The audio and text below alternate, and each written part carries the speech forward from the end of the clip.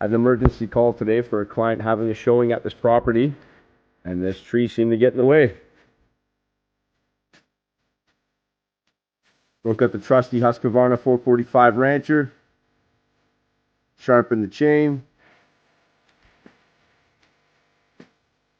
filled her up with some bar oil.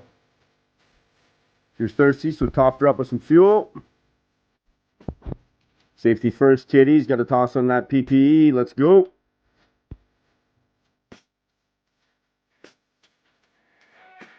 After a quick investigation of the tree and all the pinch points, started limbing this baby.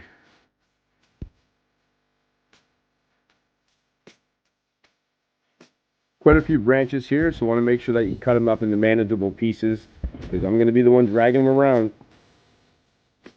Found a nice little home to toss all these limbs where no one will see them.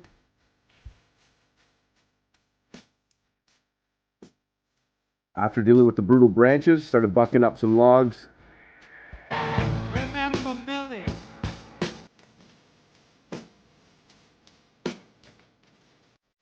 Bit more brush hauling, finish up the job.